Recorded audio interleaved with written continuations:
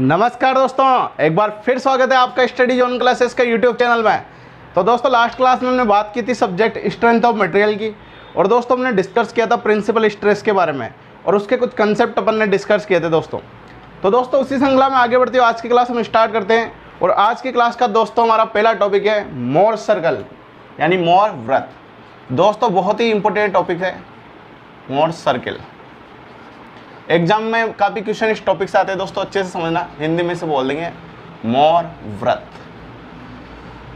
तो बात करते हैं दोस्तों अपन मोर सर्कल के बारे में। तो दोस्तों मान लो यहाँ पे अपने पास एक ब्लॉक है, एक पिंड है,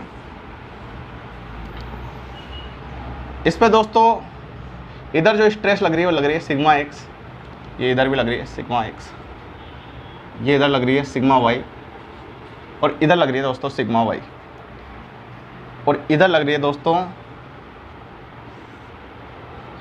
टाउ एक्स वाई, और इधर लग रही है ये टाउ एक्स वाई। कौन सा सिस्टम है दोस्तों? ये 2D सिस्टम है, इसके बारे में अपन डिस्कस पहले कर चुके दोस्तों।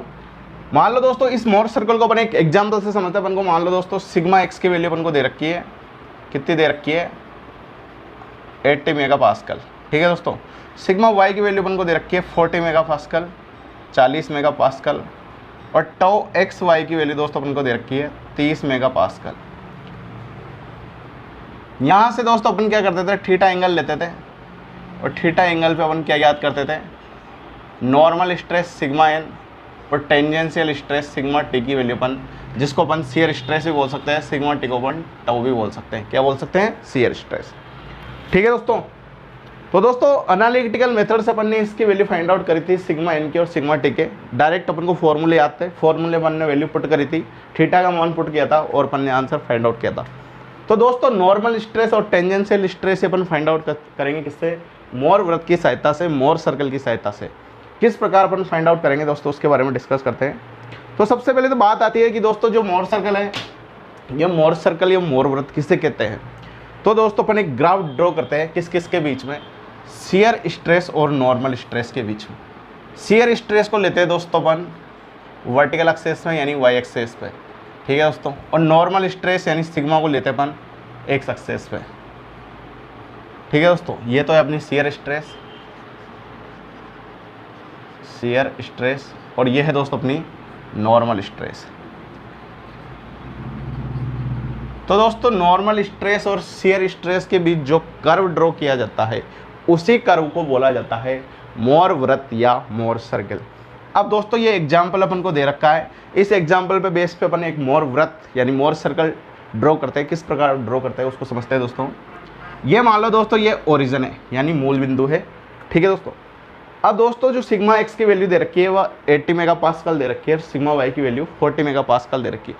तो दोस्तों ग्राफ ड्रॉ करने के लिए क्या करना पड़ेगा अपन को? ये तो है नहीं कि 80 सेंटीमीटर की लाइन ड्रॉ हो जाएगी, इस पर 40 सेंटीमीटर की लाइन ड्रॉ हो जाएगी, हो सकती है क्या? नहीं हो सकती ग्राफ पे। तो अपन क्या करेंगे दोस्तों, यहाँ पे अपन एक स्केल कंसिडर करेंगे, पैमाना मानेंगे। तो स्केल कंसिडर करने पर, स्केल कंसिडर करने पर तो दोस्तों अपन स्केल मान लिया कि जो 1 सेंटीमीटर है वह बराबर है किसके? 10 मेगा पास्कल के। किसके बराबर है दोस्तों? 10 मेगा पास्कल के है 1 सेंटीमीटर। तो दोस्तों जो 80 मेगा पास्कल है, 80 मेगा पास्कल किसके बराबर हो जाएगा? या 8 सेंटीमीटर के बराबर हो जाएगा, क्योंकि 1 सेंटीमीटर 10 मेगा पास्कल के है, तो 80 मेगा पास्कल 8 सेंटीमीटर के बराबर। 40 मेगा पास्कल दोस्तों किसके बराबर हो जाएगा? 4 सेंटीमीटर के बराबर हो जाएगा। और 30 मेगा पास्कल दोस्तों बराबर हो जाएगा किसके? 3 सेंटीमीटर के। कैसे हुआ ये तो आप जान सकते हो, पैमाना लेना आपको पता होगा, क्योंकि 10 मेगा पास्कल किसके बराबर है दोस्तों?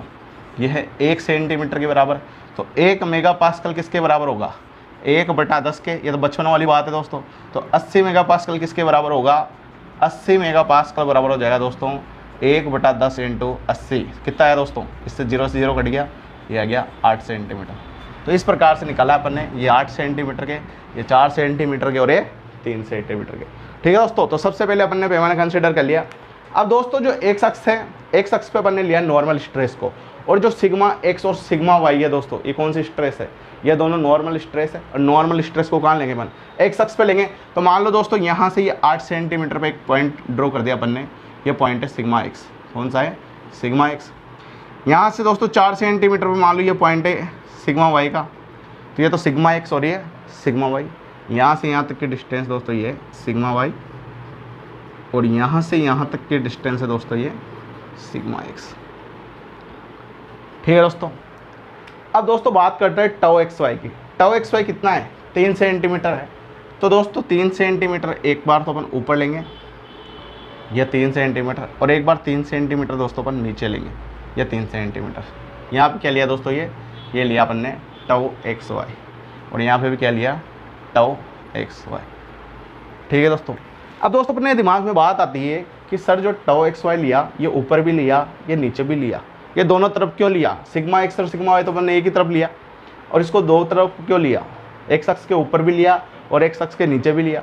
तो दोस्तों इसको अपन समझते हैं। दोस्तों यहाँ पे जो नॉर्मल स्ट्रेस लग रही है सिग्मा एक्स, ये कौन सा प्लेन है? ये एक वर्टिकल प्लेन है दोस्तों। कौन सा प्लेन है? ये वर्टिकल प्लेन है, ऊर्ध्वाधर तल है दोस्तों। और ये कौन सा प्लेन है? ये है दोस्तों हॉरिजॉन्टल प्लेन, यानी क्षैतिज तल। ठीक है दोस्तों।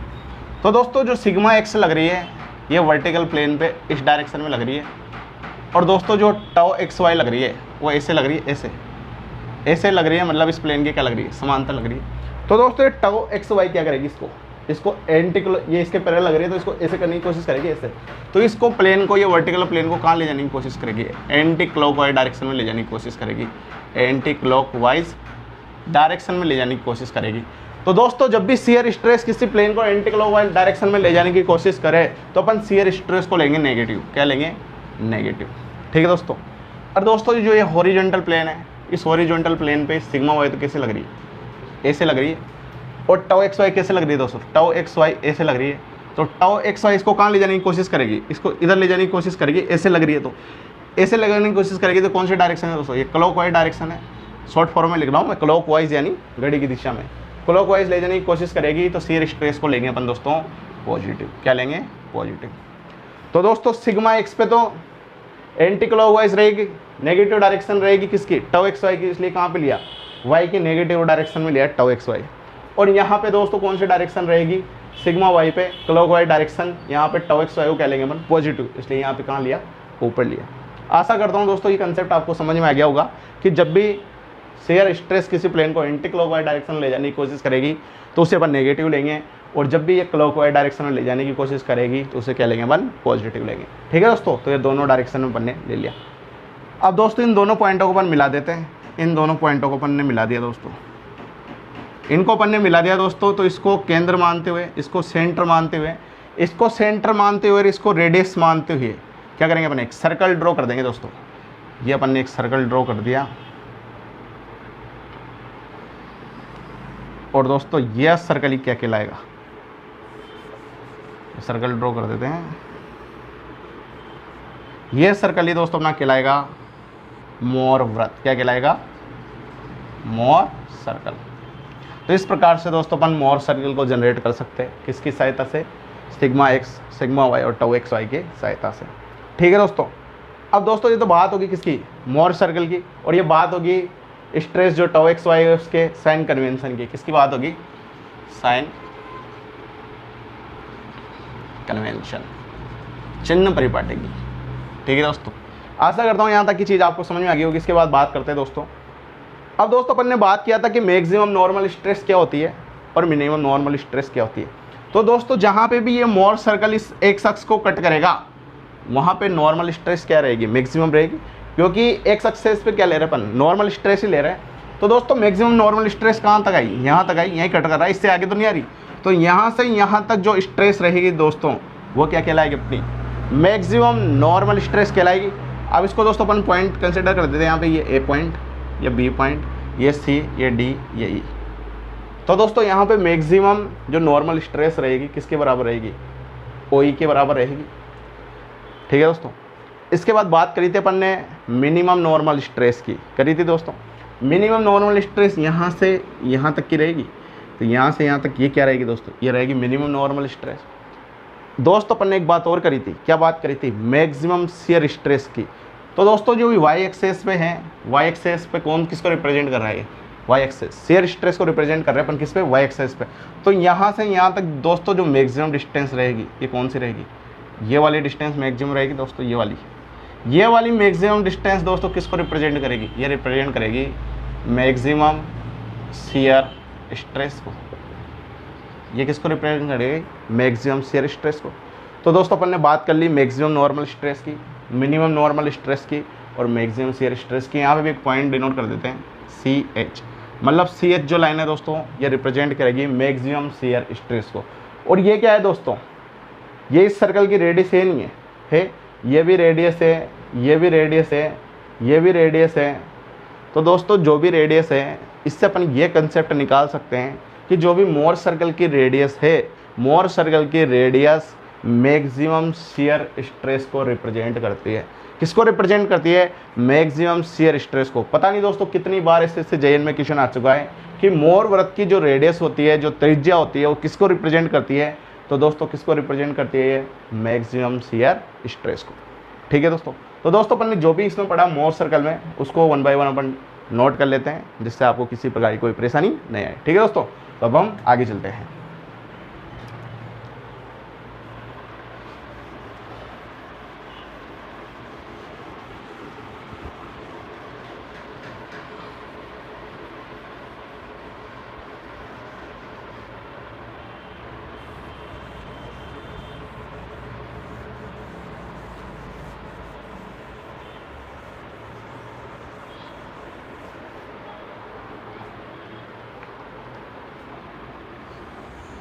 तो फर्स्ट बात करते हैं दोस्तों सिग्मा एन मैक्सिमम, यानी मैक्सिमम नॉर्मल स्ट्रेस। तो मैक्सिमम नॉर्मल स्ट्रेस किसके बराबर है दोस्तों, O से E तक किसके बराबर है, OE के बराबर है। ठीक है दोस्तों। बात करते हैं दोस्तों minimum normal stress, sigma n minimum, ये किसके बराबर है दोस्तों, यहाँ से यहाँ तक ये मिनिमम नॉर्मल स्ट्रेस है, तो किसके बराबर आ जाएगी, ये OA के बराबर आ जाएगी। बात करें दोस्तों अपन टाउ मैक्सिमम की, यानी मैक्सिमम शियर स्ट्रेस की, तो किसके बराबर होगी दोस्तों, यहाँ से यहाँ तक CH के बराबर, CH के बराबर। यहाँ लिख भी सकते हैं दोस्तों रेडियस ऑफ मोर सर्कल। ये बहुत ही इंपॉर्टेंट क्वेश्चन है दोस्तों, SSC JEE में बहुत सी बार आ चुका है। इंपॉर्टेंट कंसेप्ट है कि जो मोर सर्कल की रेडियस होती है किसको रिप्रेजेंट करती है दोस्तों, ये रिप्रेजेंट करती है मैक्सिमम शियर स्ट्रेस को। ठीक है दोस्तों। तो दोस्तों ये तो बात होगी अपने मैक्सिमम नॉर्मल स्ट्रेस की, मिनिमम नॉर्मल स्ट्रेस की और मैक्सिमम शियर स्ट्रेस की। अब बात करते हैं दोस्तों एक नए कंसेप्ट की। नया कंसेप्ट अपना क्या है दोस्तों, ये कौन सा प्लेन है दोस्तों, ये वर्टिकल प्लेन है, वो अपन ने डिस्कस किया। ये हॉरिजॉन्टल प्लेन है दोस्तों, अपन ने डिस्कस किया। और दोस्तों जो अपन ने ये एंगल लिया, ये कौन से प्लेन से लिया, ये वर्टिकल प्लेन से थीटा एंगल लिया। तो थीटा एंगल पे जो अपन ने क्रॉस सेक्शन लिया, ये भी क्या है दोस्तों, एक प्लेन है। अगर थीटा वैल्यू चेंज करते जाएंगे तो मान लो ये भी एक प्लेन है, इसका थीटा अलग है। यहाँ पे लिया तो ये भी थीटा एंगल पे अलग प्लेन आ गया। तो जैसे जैसे थीटा का मान बढ़ाते जाएंगे वैसे प्लेन भी बढ़ता जाएगा। तो कितने प्लेन बन सकते हैं, बहुत सारे प्लेन बन सकते हैं दोस्तों। तो हर थीटा एंगल पर अलग अलग प्लेन हो सकता है। तो दोस्तों यहाँ पे सबसे इंपॉर्टेंट बात यह है कि जो भी अपने मोर सर्कल अपन ने पढ़ा उसकी जो रेडियस है ये मैक्सिमम शियर स्ट्रेस को तो रिप्रेजेंट करती ही है, ये एक प्लेन को भी रिप्रेजेंट करती है। किसको रिप्रेजेंट करती है, प्लेन को। क्यों करती है, क्योंकि हर थीटा एंगल पर प्लेन आ रहा है तो नंबर ऑफ रेडियस भी बहुत सारी है। ये भी रेडियस हो सकती है, ये भी रेडियस हो सकती है, ये भी रेडियस हो सकती है। तो रेडियस भी इनफाइनाइट हो सकती है और हर थीटा एंगल पर प्लेन भी इनफाइनाइट हो सकती है। तो दोस्तों इससे यह निष्कर्ष निकलता है कि जो मोर सर्कल की रेडियस होती है वो रिप्रेजेंट करती है एक प्लेन को। किसको रिप्रेजेंट करती है, प्लेन को। तो दोस्तों ये भी याद रखना, JN के एग्जाम में किस क्वेश्चन आया हुआ है कि जो मोर सर्कल की रेडियस होती है वो किसे रिप्रेजेंट करती है, तो एक प्लेन को भी रिप्रेजेंट करती है। किसको रिप्रेजेंट करती है, प्लेन को। ठीक है दोस्तों। अब दोस्तों यहाँ पे बात करते हैं अपन, जो ये एंगल बना रहा है थीटा, ये सेक्शन किससे बना रहा है, वर्टिकल प्लेन से बन रहा है। किससे बन रहा है, ये वर्टिकल प्लेन है दोस्तों, ये वर्टिकल प्लेन है। इस वर्टिकल प्लेन से अपन ने थीटा एंगल लिया, कितना एंगल लिया, थीटा। तो दोस्तों जो भी एंगल होते हैं, जैसे अपन ने लास्ट क्लासों में पढ़ा था कि दो प्रिंसिपल प्लेन के बीच जो एंगल रहता है वो कितना होता है, 90 डिग्री होता है। कितना होता है, 90 डिग्री। अपन ने डिस्कस किया था दो प्रिंसिपल प्लेन के बीच, प्रिंसिपल प्लेन के बीच एंगल 90 डिग्री होता है। यह दोस्तों अपन ने डिस्कस किया था। और एक पॉइंट अपन ने डिस्कस किया था दोस्तों कि एक principal plane and shear plane, maximum shear plane के बीच जो एंगल होता है दोस्तों कितना होता है 45 डिग्री होता है। ये दोनों कंसेप्ट बहुत इंपॉर्टेंट है दोस्तों, एग्जाम में आते हैं कि दो प्रिंसिपल प्लेन के बीच तो एंगल कितना होता है 90 डिग्री होता है, और एक प्रिंसिपल प्लेन और एक मैक्सिमम शेयर प्लेन जो होता है उनके बीच एंगल कितना होता है 45 डिग्री होता है। और दोस्तों यहाँ पे मोर सर्कल में क्या होता है, जो भी एंगल अपन एनालिटिकल मेथड में कंसिडर करते थे वो सारे एंगल यहाँ पे डबल हो जाते हैं। क्या होते हैं, डबल होते हैं। डबल कैसे होते हैं इसको समझते हैं दोस्तों। जैसे अपन कोई सेक्शन लेते थे वो थीटा एंगल पे लेते थे, किस पे लेते थे, थीटा एंगल पे लेते थे। कहाँ से लेते थे, वर्टिकल प्लेन से। लेकिन मोर सर्कल में दोस्तों जो एंगल लेंगे वो थीटा का क्या हो जाएगा, डबल हो जाएगा, यानी 2 थीटा हो जाएगा। तो वर्टिकल प्लेन से कितने एंगल पे अपन स्ट्रेस फाइंड आउट करेंगे, 2 थीटा एंगल पे। तो दोस्तों इसमें बात करते अपन कि वर्टिकल प्लेन कौन सा है और हॉरिजॉन्टल प्लेन कौन सा है, पहले तो उसे समझते हैं अपन। तो दोस्तों ये तो है अपना वर्टिकल प्लेन, कौन सा प्लेन है, वर्टिकल प्लेन। और ये है, ये वाला प्लेन है दोस्तों हॉरिजॉन्टल प्लेन। अब दोस्तों अपने पास दिमाग में बात आती है कि सर ये वर्टिकल प्लेन कैसे हुआ और ये हॉरिजॉन्टल प्लेन कैसे हुआ। तो दोस्तों अभी मैंने आपको बताया था कि मोर सर्कल की जो रेडियस होती है वो किसको रिप्रेजेंट करेगी, वह रिप्रेजेंट करेगी एक प्लेन को। किसको रिप्रेजेंट करेगी, प्लेन को रिप्रेजेंट करेगी। अब दोस्तों इसको समझते हैं कि इसने वर्टिकल प्लेन को क्यों रिप्रेजेंट किया। इसके कोऑर्डिनेट की दोस्तों अपन बात करते हैं, इसके निर्देशांक की अपन बात करते हैं।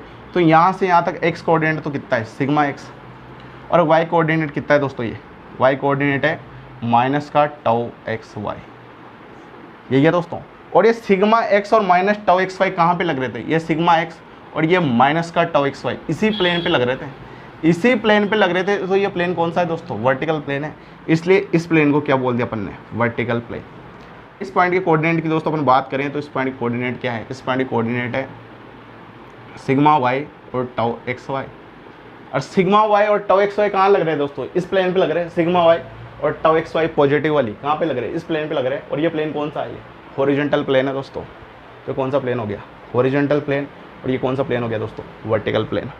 अब दोस्तों यहाँ पे ये वाला प्लेन हॉरिजॉन्टल प्लेन है और ये वाला प्लेन वर्टिकल प्लेन है। तो दोस्तों यहाँ पे हॉरिजॉन्टल प्लेन और वर्टिकल प्लेन के बीच एंगल कितना है, यहाँ पे है एंगल 90 डिग्री। और दोस्तों मैंने अभी कहा है कि मोर सर्कल में जो भी एंगल होंगे वो एनालिटिकल मेथड के एंगल से क्या हो जाएंगे, डबल हो जाएंगे। तो वहाँ तो दोस्तों हॉरिजॉन्टल प्लेन और वर्टिकल प्लेन के बीच एंगल आ रहा है 90 डिग्री, तो यहाँ पे डबल हो जाएगा। तो यहाँ पर हॉरिजॉन्टल प्लेन और वर्टिकल प्लेन के बीच एंगल कितना होगा दोस्तों, 180 डिग्री। तो दोस्तों ये हॉरिजॉन्टल प्लेन और ये वर्टिकल प्लेन, इन दोनों के बीच एंगल कितना रहा है यहाँ पे, 180 डिग्री। तो दोस्तों ये बहुत ही इंपॉर्टेंट कंसेप्ट है कि जो मोर सर्कल में जो एंगल होते हैं वो क्या होते हैं, डबल हो जाते हैं। बहुत ही शानदार कंसेप्ट है, बहुत ही प्यारा कंसेप्ट है। इस कंसेप्ट में बेस्ट क्वेश्चन एग्जाम में जरूर आते हैं दोस्तों, ठीक है दोस्तों। अब दोस्तों अपन ने पढ़ा था कि दो प्रिंसिपल प्लेन के बीच एंगल कितना होता है, 90 डिग्री होता है। एक्चुअल में एनालिटिकल मेथड में कितना होता है, 90 डिग्री होता है। लेकिन मोर सर्कल में दोस्तों जो एंगल होगा वो कितना होगा, 180 डिग्री होना चाहिए। कितना होना चाहिए, 180 डिग्री होना चाहिए। अब दोस्तों बात करते हैं इसमें प्रिंसिपल प्लेन कहाँ पे मिलेगा। सबसे पहले तो प्रिंसिपल प्लेन किसे कहेंगे, तो दोस्तों प्रिंसिपल प्लेन पे क्या होता है, नॉर्मल स्ट्रेस या तो मैक्सिमम होती है या मिनिमम होती है, और शियर स्ट्रेस क्या होती है दोस्तों, 0 होती है। तो दोस्तों यहाँ पे यहाँ से यहाँ तक ये वाला प्लेन, ये क्या है, ये मैक्सिमम नॉर्मल स्ट्रेस है, यहाँ पे है नहीं है। तो ये है दोस्तों अपना प्रिंसिपल प्लेन। स्ट्रेस क्या है यहाँ पे, मैक्सिमम है, नॉर्मल स्ट्रेस। और दोस्तों यहाँ पे ई पे तो है मैक्सिमम और यहाँ पे नॉर्मल स्ट्रेस क्या है, मिनिमम। तो ये वाला प्लेन भी क्या है दोस्तों, ये वाला प्लेन भी प्रिंसिपल प्लेन है। पीपी लिख देता हूँ मैं शॉर्ट फॉर्म में, प्रिंसिपल प्लेन। तो दोस्तों यहाँ पे मैक्सिमम नॉर्मल स्ट्रेस आ रही थी और यहाँ पे मिनिमम नॉर्मल स्ट्रेस आ रही है। तो ये भी प्रिंसिपल प्लेन और ये भी प्रिंसिपल प्लेन। तो दोनों प्रिंसिपल प्लेन के बीच एंगल कितना आ रहा है दोस्तों, यहाँ पे एंगल आ रहा है 180 डिग्री। कितना आ रहा है, 180 डिग्री। तो दोनों प्रिंसिपल प्लेन के बीच एंगल कितना आ गया, 180 डिग्री आ गया। अब दोस्तों एक पॉइंट के बारे में अपन ने डिस्कस किया था कि प्रिंसिपल प्लेन और मैक्सिमम शियर प्लेन के बीच एंगल कितना होता है, 45 डिग्री होता है, 45 डिग्री होता है। यहाँ पे दोस्तों दोनों के बीच जो एंगल आएगा मोर सर्कल में वो कितना होना चाहिए, 90 डिग्री होना चाहिए। तो दोस्तों ये तो है अपना प्रिंसिपल प्लेन और ये शियर स्ट्रेस मैक्सिमम यानी ये वाला प्लेन। ये वाला प्लेन कौन सा प्लेन है दोस्तों, ये है मैक्सिमम शियर प्लेन। तो दोस्तों मैक्सिमम शियर प्लेन ये है और प्रिंसिपल प्लेन ये है। इन दोनों के बीच एंगल कितना रहा है यहाँ पे, 90 डिग्री। तो एनालिटिकल मेथड में कितना आएगा, 45 डिग्री, और मोर सर्कल में कितना आएगा, 90 डिग्री। हर एंगल कितना हो जाएगा दोस्तों, यहाँ पे डबल हो जाएगा, ठीक है दोस्तों। तो दोस्तों ये बात की अपने कुछ कंसेप्ट की। तो दोस्तों अपन ने अगर कंपटीशन एग्जाम में क्वेश्चन आ जाए कि दो प्रिंसिपल प्लेन के एंगल के बीच एंगल कितना होता है, तो आंसर रहेगा 90 डिग्री। एक मैक्सिमम शियर प्लेन और एक प्रिंसिपल प्लेन के बीच एंगल कितना हो रहा है, तो आंसर रहेगा दोस्तों 45 डिग्री। और वो पूछ ले कि मोर सर्कल में क्या पूछे तो एंगल को क्या कर देंगे, डबल कर देंगे। ठीक है दोस्तों। तो दोस्तों तो बात होगी अपने प्रिंसिपल प्लेन्स की और maximum minimum maximum shear stress normal stress के बारे में। ठीक है दोस्तों, कुछ कंसेप्ट और है जिसे अब हम डिस्कस करते हैं। दोस्तों अब हम आगे चलते हैं।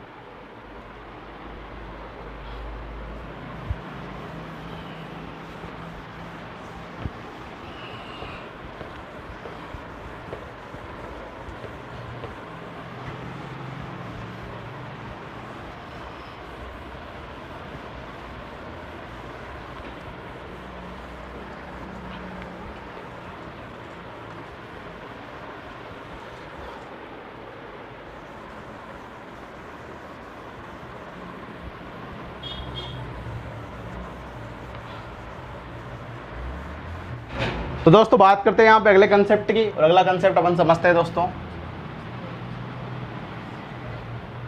ये दोस्तों मोर सर्कल अपन ने ड्रॉ किया, किस किस के बीच में शियर स्ट्रेस को रखा अपन ने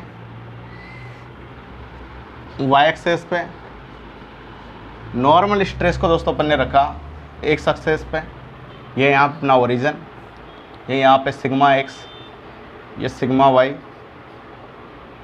ये टाउ एक्स वाई, इधर भी ये टाउ एक्स वाई। इन पॉइंटों को आपस में मिला दिया दोस्तों, और इसको सेंटर मानते हुए इस रेडियस का अपन ने एक सर्कल ड्रॉ कर दिया। ये दोस्तों अपना बन गया मोर सर्कल। इसके कोऑर्डिनेट हो गए दोस्तों sigma x comma minus tau x y, और इसके कोऑर्डिनेट हो गए sigma y comma tau x Y. ठीक है दोस्तों, ये हो गया दोस्तों अपना वर्टिकल प्लेन, और ये हो गया अपना हॉरिजॉन्टल प्लेन। यहाँ तक अपन ने डिस्कस कर लिया था दोस्तों। ये वाला प्रिंसिपल प्लेन और ये भी प्रिंसिपल प्लेन, ये वाला भी प्रिंसिपल प्लेन।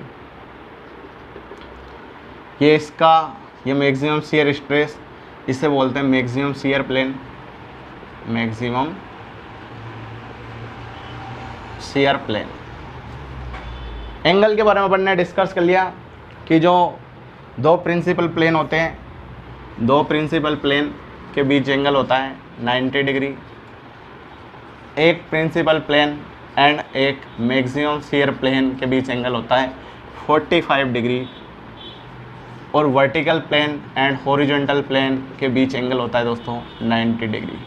और सारे एंगल जितने भी कोण होते हैं वो सारे एंगल क्या हो जाते हैं, डबल हो जाते हैं दोस्तों, किसमें, मोर सर्कल में। इसके बारे में अपन ने डिस्कस किया दोस्तों। अब दोस्तों अपन ने क्या किया था, ये एक पिंड है, ये एक ब्लॉक है जिस पर क्या लग रही है, ये सिग्मा एक्स लग रहा है, इधर सिग्मा वाई लग रही है। ये थीटा एंगल पे दोस्तों एक सेक्शन अपन ने कंसिडर किया, इस पर अपन को सिग्मा एन की और सिग्मा टी की वैल्यू फाइंड आउट करनी है, और इस पर दोस्तों टाउ एक्स वाई भी लग रही है, टाउ एक्स वाई।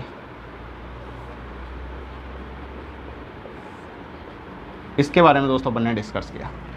अब दोस्तों ये प्लेन कौन सा है, ये वाला प्लेन है वर्टिकल प्लेन, ये वर्टिकल प्लेन है। इस वर्टिकल प्लेन से थीटा एंगल पर अपन को नॉर्मल स्ट्रेस और टेंजेंशियल स्ट्रेस सिग्मा टी की वैल्यू फाइंड आउट करनी थी। किसमें करी थी अपन ने, एनालिटिकल मेथड में करी थी। सिग्मा टी को अपन टाउ भी बोलते हैं, यानी टेंजेंशियल स्ट्रेस को अपन शियर स्ट्रेस भी बोलते थे। ये अपन लास्ट क्लास में डिस्कस कर चुके। तो दोस्तों यहाँ पे एंगल क्या होगा, डबल होगा, किसमें, मोर सर्कल में। तो वर्टिकल प्लेन से एनालिटिकल मेथड में अपन थीटा एंगल लेते थे, तो दोस्तों मोर सर्कल में वर्टिकल प्लेन से, ये वर्टिकल प्लेन यही है दोस्तों, अपन ने डिस्कस किया था अभी। इस वर्टिकल प्लेन से 2 थीटा एंगल पे, ये 2 थीटा एंगल पे क्या लिया दोस्तों अपन ने, ये पॉइंट दे दिया सी के।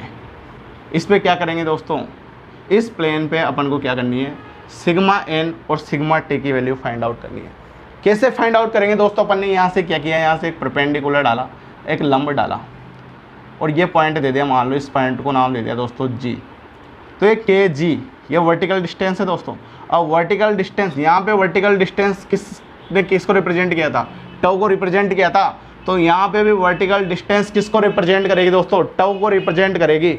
और टाउ क्या है, सिग्मा टी, यानी सिग्मा टी का मान किसके बराबर होगा दोस्तों, के जी के बराबर होगा। तो सिग्मा टी किसके बराबर आ गया दोस्तों, सिग्मा टी बराबर आ गया के जी के। इसी सिग्मा टी को अपन क्या बोलते हैं, टेंजेंशियल स्ट्रेस या शियर स्ट्रेस टाउ। ठीक है दोस्तों, अब बात करते हैं दोस्तों सिग्मा टी का मान अपन ने फाइंड आउट कर लिया। अब बात करते हैं किसके, सिग्मा एन की। तो दोस्तों यहाँ तक, इस बिंदु जी तक, यहाँ से यहाँ तक जो वैल्यू रहेगी दोस्तों, ये वैल्यू किसकी रहेगी, सिग्मा एन की रहेगी। किसकी रहेगी वैल्यू, सिग्मा एन की। तो दोस्तों अपन क्या करेंगे, स्केल की सहायता से जब भी मोर सर्कल ड्रॉ करेंगे, स्केल की सहायता से इसको मेजर कर लेंगे। यहाँ से यहाँ तक इसकी लंबाई माप लेंगे, किससे, स्केल से। जो भी लंबाई आएगी उसको अपन ने जो पैमाना माना था उसकी तुलना में किस में कन्वर्ट कर देंगे। मान लो दोस्तों ये 6 सेंटीमीटर आई, तो 6 सेंटीमीटर को किससे मल्टीप्लाई कर देंगे। 1 सेंटीमीटर को अपन ने 10 मेगापास्कल के बराबर माना था, तो 6 मेगापास्कल किसके, 6 सेंटीमीटर किसके बराबर हो जाएगा, 60 मेगापास्कल के बराबर हो जाएगा। तो इस प्रकार से अपन मोर सर्कल की सहायता से सिग्मा टी और सिग्मा एन की वैल्यू फाइंड आउट कर सकते हैं। सिग्मा एन किसके बराबर हो जाएगा दोस्तों, ओ जी के बराबर। ये हो जाएगी अपनी नॉर्मल स्ट्रेस। ठीक है दोस्तों, तो बात होगी सिग्मा एन की और सिग्मा टी की। इसको नाम दे दिया दोस्तों, मान लो अपन ने सी के नाम दे दिया, इस पॉइंट को आई नाम दे दिया। सी के किसके बराबर होगा दोस्तों, सी के बारे में अपन ने डिस्कस अभी किया था। तो सी के है दोस्तों रिप्रेजेंट करेगा मैक्सिमम शियर स्ट्रेस को, क्योंकि ये क्या है, मोर सर्कल की रेडियस, और मोर सर्कल की रेडियस रिप्रेजेंट करती है मैक्सिमम शियर स्ट्रेस को। तो नॉट मैक्सिमम शियर स्ट्रेस किसके बराबर हो जाएगी दोस्तों, maximum shear stress tau maximum बराबर हो जाएगी सी के, जो कि रेडियस है किसकी, मोर सर्कल की। और हम जानते हैं मोर सर्कल की रेडियस किसको रिप्रेजेंट करेगी, मैक्सिमम शियर स्ट्रेस को। बहुत इंपॉर्टेंट कंसेप्ट है दोस्तों, किसके लिए, एसएससी जेईएन में बहुत सी बार आ चुका है। ठीक है दोस्तों, तो दोस्तों आज की हमारी क्लास को हम यहीं समाप्त करते हैं। इसके आगे का प्रोसेस हम अगली क्लास में कंटिन्यू करेंगे। आशा करता हूं दोस्तों आज की हमारी क्लास आपको पसंद जरूर आई होगी। यदि फिर भी आपको कोई ना कोई चीज़ समझ में नहीं आई हो तो आप कमेंट बॉक्स में ज़रूर टाइप करो, हम आपकी समस्या का समाधान करने की ज़रूर कोशिश करेंगे। और दोस्तों आपसे रिक्वेस्ट है, अगर क्लास पसंद आ रही हो तो इसको अधिक से अधिक लाइक करें, शेयर करें, और अभी तक आपने चैनल सब्सक्राइब नहीं किया हो दोस्तों तो सब्सक्राइब अवश्य करें। बहुत बहुत धन्यवाद मित्रों, जय हिंद, जय भारत।